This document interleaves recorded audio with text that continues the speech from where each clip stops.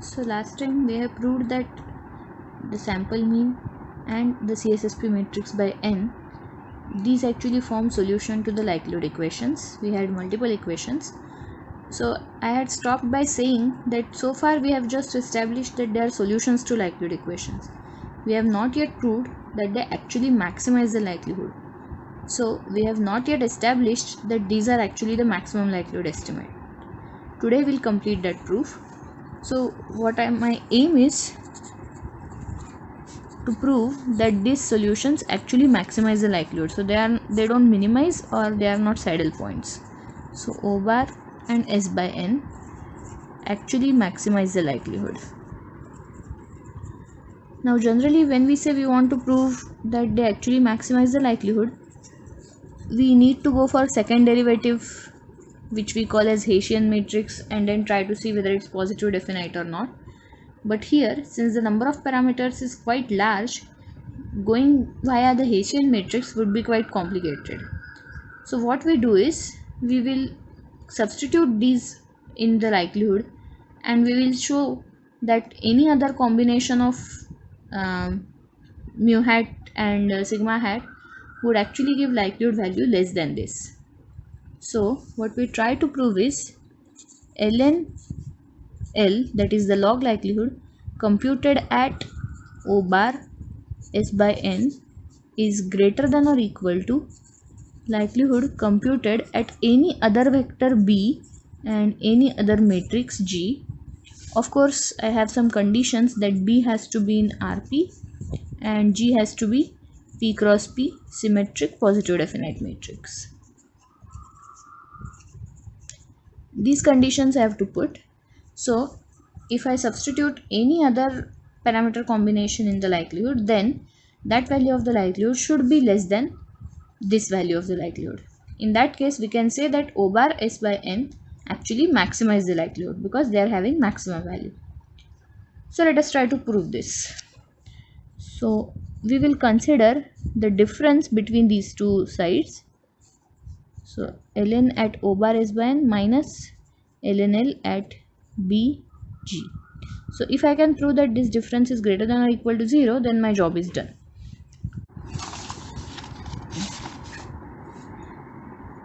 So I have minus ln by 2 n by 2 ln of determinant of S by n minus np by 2 log of 2 pi, and we have the exponential term, that is minus half summation y minus mu hat sigma hat inverse y minus mu hat, this prime. Okay, so the first two terms will keep as it is. So I have minus n by 2 ln of determinant of S by n minus np by 2 ln of 2 pi, no change there. In the last term, let me substitute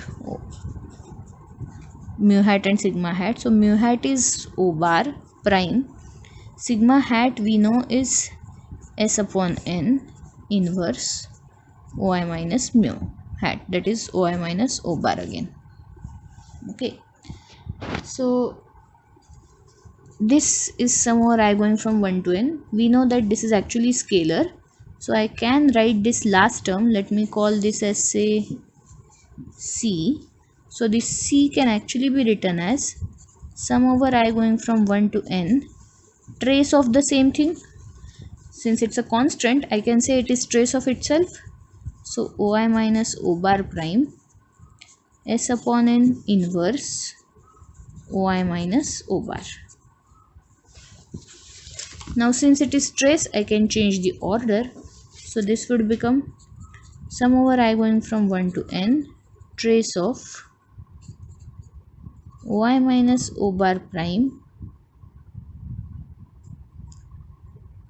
Okay, let me start with this. So S by n inverse y minus O bar into y minus O bar prime.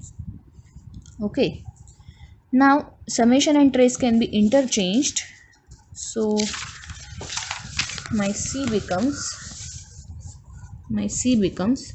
sum over I going from 1 to n, trace I'll keep outside, OI minus O bar into OI minus O bar prime, and then S by n inverse.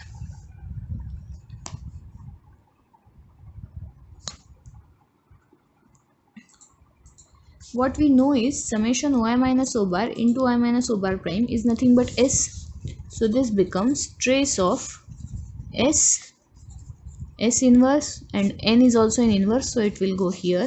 So this is nothing but trace of n times identity matrix, and hence this is just np. Trace of identity matrix is p. So my log likelihood evaluated at O bar S by n becomes minus n by 2 log of determinant of S upon n minus np by 2 from here, and the 2 pi term is there, so minus np by 2 log of 2 pi. Okay, now I have to worry about the second term. So in second term I have log likelihood at some vector b and some matrix G. So this would become minus n by 2 ln of determinant of G minus np by 2 ln of 2 pi will remain as it was, and now the exponential term here. Okay, so the exponential term I need to simplify again. So we know that the exponential term is, let me start with again the same thing. The exponential term we know is OI minus mu hat sigma inverse OI minus mu, and then 1 by 2 and summation. So instead of mu hat now I have to substitute b, and instead of sigma hat I have to substitute g. So the exponential term, let me call it say C2 here, let me call this term as C2. So C2 becomes minus half summation I going from 1 to n OI minus b prime G inverse OI minus b. Okay, OI minus b prime G inverse OI minus b. So this is minus half sum over I going from 1 to n. Let me bring in O bar here. So OI minus O bar plus O bar minus b prime G inverse I will keep as it is, and then OI minus O bar plus O bar minus b. Why we are doing this? Because we need to somehow relate this G to the earlier S, so that in the difference we can cancel out few terms. So if I want to bring in S, I need to have OI minus O bar. So let us try to simplify this. So this would become minus half sum over I going from 1 to n OI minus O bar prime plus this is O bar minus B bar prime, this whole thing into G inverse into OI minus O bar plus O bar minus B. So this becomes minus half sum over I going from 1 to n.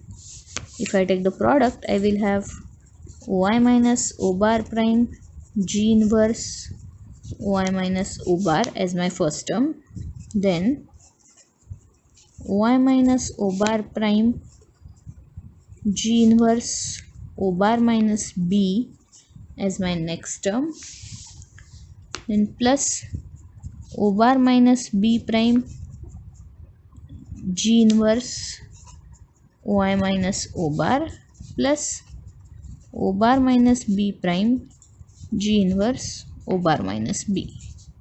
This is my last term. Okay. Now, if when I take summation inside, we know that this O bar and B both are free from I. G is also free from I. So the summation will be only on OI minus O bar. So this becomes sum of deviations of observations from their mean. So this term will become 0. By the same logic, this term will also become 0. So I have to worry about only the first term and the last term. Hence, this becomes minus half sum over I going from 1 to n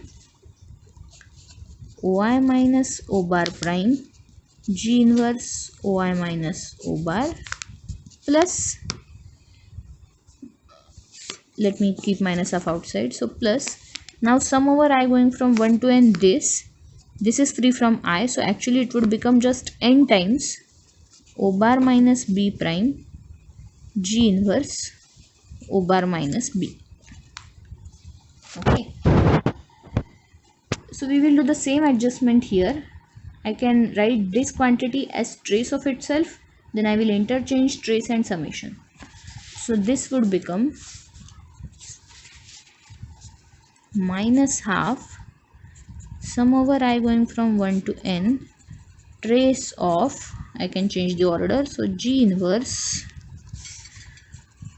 OI minus O bar into OI minus O bar prime plus n times, this is as it is, minus half is common, so O bar minus B prime G inverse O bar minus B.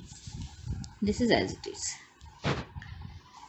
Now if I take summation inside the trace, G is free from sum, so I will get summation OI minus O bar into OI minus O bar prime, which is nothing but S. So this becomes minus half trace of G inverse S, because that is my S matrix, OI minus O bar prime plus n times O bar minus B bar prime G inverse O bar minus B, sorry, not B bar. Okay, so this is my exponential term. Now let me substitute this value of ln L dg in the original difference. So what I want to compute is ln L at O bar S by n minus ln L at B G. This is what we are trying to compute. The 2 pi term will get cancelled from both, so what we are left with is minus n by 2 log of determinant of S by n minus np by 2, this is coming from this, and then from here minus minus would become plus, so plus n by 2 log of determinant of G plus half, coming from this term now, trace of G inverse S plus n O bar minus B prime G inverse O bar minus B. Okay, so this can actually be written as minus n by 2. I have minus n by 2 here, as well as from here I can take minus n by 2, so this would become minus n by 2 log of determinant of S by n and determinant of G. When I take minus sign common, it would become, okay, let me write it down, so minus n by 2 log of determinant of G inverse. If I am taking minus sign here, then this would become G inverse, because minus minus would become plus. This minus np by 2, let me keep as it is, plus half trace of G inverse S plus n by 2 O bar minus B prime G inverse O bar minus B. Okay, now these two terms I can combine, so I will get minus n by 2 ln S by n plus G, so it would become determinant of G inverse S by n. Okay, G inverse S by n. I could write S G inverse also, but here I have G inverse S, so I would write this term first and then this term, so it would become G inverse S by n. Remember, we are using the fact that log of A plus log of B is log of A into B. So here A and B are determinants, so determinant S by n into determinant G inverse, and we also know that product of determinants is same as determinant of the product, so it would become determinant of G inverse S by n. This term is as it is, minus np by 2 plus half trace of G inverse S, and this is actually a quadratic form in G inverse. We know that G is a positive definite matrix, so this is always going to be greater than or equal to 0. Hence, if I prove that this is greater than or equal to 0, then my job is done, because this term is anyway going to be greater than or equal to 0. So some constant term which is positive. So we will worry about only this. So now my sub aim becomes to prove that this thing is greater than or equal to 0. I have n by 2 here, n by 2 here. I don't have n by 2 here, but at the same time this denominator n is also missing. So what I can do is I can rewrite. So now what I want, only I'll focus on that term. So I have minus n by 2 ln of, I don't need a bracket now, ln of G inverse S by n minus np by 2, and I'll bring in n here, so n by 2 trace of G inverse S by n. We want to prove that this is all greater than or equal to 0. Okay, just take a look once again. We want to prove that minus n by 2 ln determinant of G inverse S by n minus np by 2 plus n by 2 trace of G inverse S by n, this whole thing is greater than or equal to 0. So if we can prove that, then we would have established that log likelihood is maximized when we substitute mu hat equal to O bar and sigma hat equal to S upon n.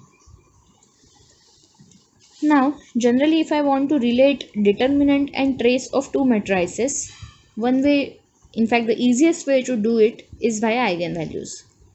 But I have a slight problem here. I know that S is symmetric and positive definite. I know G is symmetric and positive definite, but I don't know whether G inverse S is symmetric and positive definite.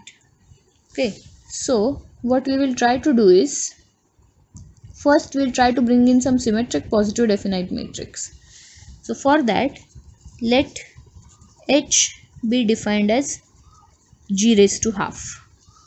So H is the P cross P symmetric matrix, and which is actually square root of G. We know how to compute this. We can use spectral decomposition to get this. So H is G raised to half. Then G inverse S by n, I want its determinant. So determinant of G inverse S by n I can write as determinant of H raised to minus 2 S by n, because G is actually square of H, so we are using that fact. So this can be written as determinant of H inverse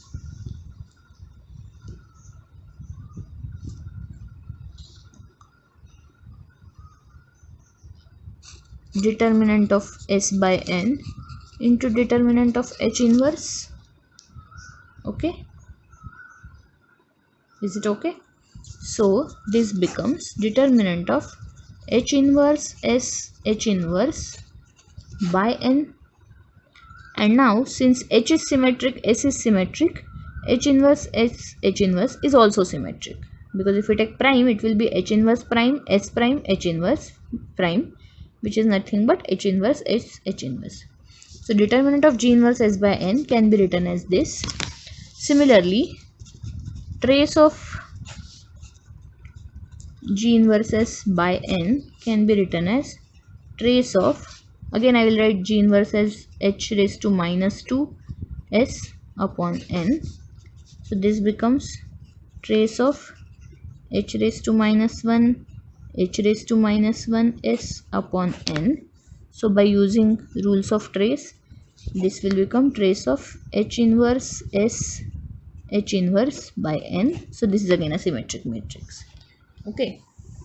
So determinant of G inverse s by n is determinant of h inverse s h inverse by n, and trace of G inverse s by n is trace of h inverse s h inverse by n. Now let M be this matrix. So h inverse s h inverse by n. This matrix is M. So the desirable property of M is P cross P, symmetric, and it is also positive definite.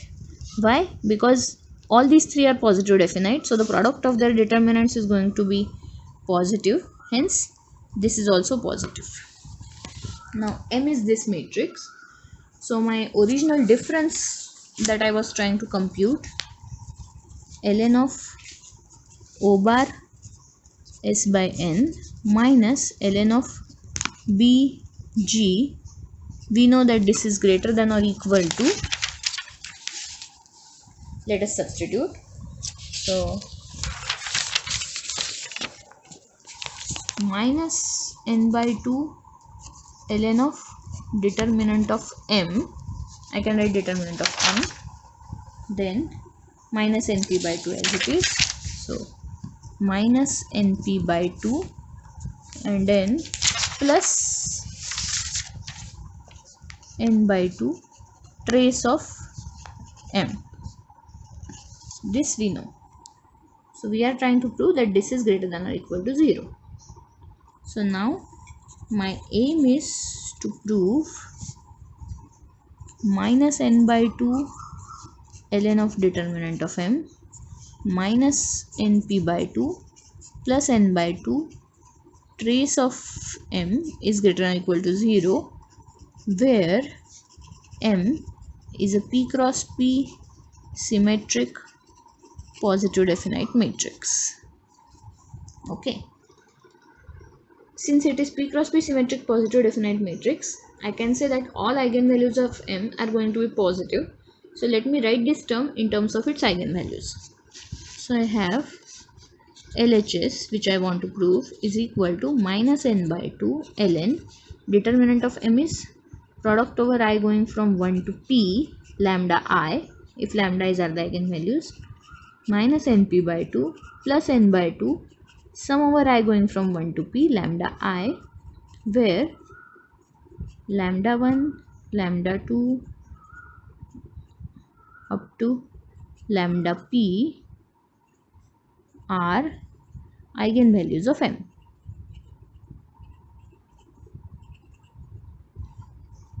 Okay, so this would become minus n by 2 log of product I will write as sum over I going from 1 to p ln of lambda I minus n by 2 p I can write as sum over I going from 1 to p1 plus n by 2 sum over I going from 1 to p lambda I. So if I take n by 2 common, this is n by 2 and sum over I going from 1 to p lambda I minus ln lambda I minus 1. Okay, lambda I minus ln lambda I minus 1, and what we know is all lambdas are greater than 0. So if we can prove that this is greater than 0, then our job is done. So to prove this, let me consider a function fx, some function, okay, maybe gx, so that you don't confuse it with PDF. Let gx be x minus log x minus 1, where x is greater than or equal to 0. So if I can prove that gx takes only non-negative values, then I can say that lambda I minus ln lambda I minus 1 will always be non-negative, and I'll be done. So to check what are the possible values of gx, let us try to compute minima of gx. So g prime x, for getting minima, I'll differentiate and then equate it to 0. So g prime x would be 1 minus 1 by x.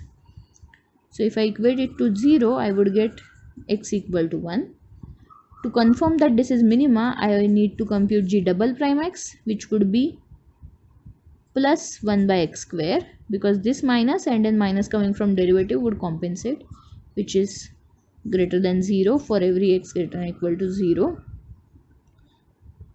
Therefore,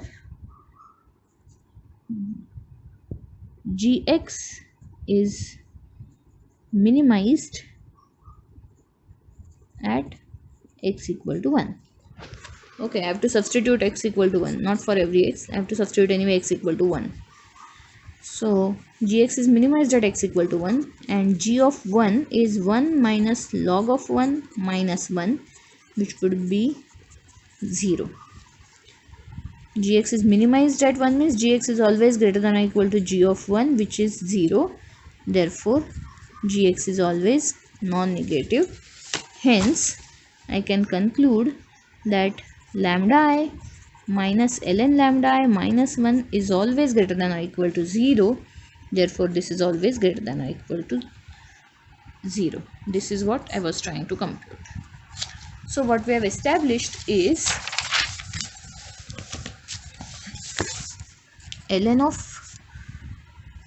L at O bar S by n minus ln L at B G, this is greater than or equal to 0. Therefore, O bar S by n actually maximize the log likelihood and hence the likelihood.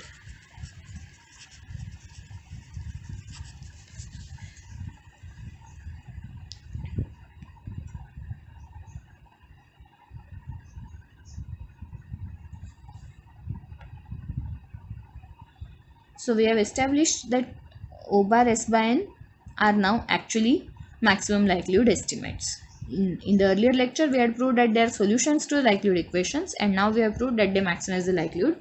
Hence, the proof is complete that the sample mean and CSSP matrix by n are MLEs in the case of multivariate normal distribution for the parameters mu and sigma respectively. We'll stop here.